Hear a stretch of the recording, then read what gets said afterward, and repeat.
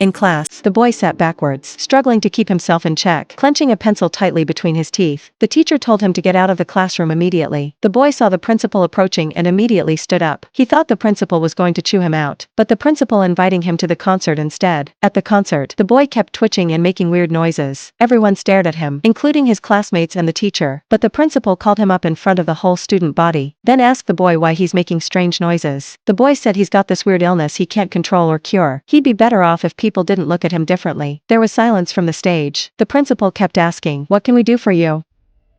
I just want to be treated like everybody else.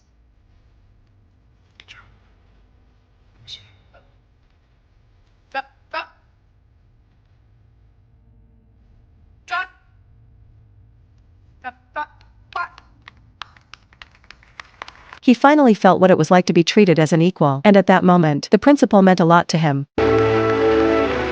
Without a doubt, it was the first ray of hope in life. That's why the boy's heart is brimming with endless admiration and longing for the teaching profession. Over time, the boy grew into adulthood and graduated college with top marks, even securing a preferred job referral. He gradually got over the odd looks from others and his own nightmares. As for the strange noises he sometimes made, he'd simply explain it to people like this.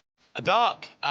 Yes, ma'am, that's my dog. Despite his confidence in embracing his flaws, Tourette syndrome remains a significant challenge for him. His job interviews kept hitting roadblocks. After the first failure, it was no big deal. He just tried again the second time. The third time's the charm. A school finally took him in, but the principal said there happened to be an opening and his situation could fill it. He realized the principal didn't have the responsibility and care for students that an educator should have. He straight up turned down a golden chance like that. Walking out of the campus, he couldn't hold back any longer and went on a wild rampage to vent his emotions, despite Tourette's making it hard for him to even finish a full sentence. But he never decided to give up. He got back on his feet again. Circle all the schools on the map that he hasn't interviewed with yet. Hope fuels his daily back and forth. He also took on part-time gigs at his contractor dad's construction site to help with daily expenses. But one by one, the schools on his map got crossed off. This was the 25th. As all the schools were starting their terms, he was losing hope, but in the end, fate left a door open for him. A call from the principal of a small school rekindled his hope. He put on a crisp suit and showed up neat and tidy for the interview. They discussed teaching methods for 2 hours, his best interview ever, despite the tough process and constant pushback. But he turned obstacles into advantages for himself. He finally got his own classroom,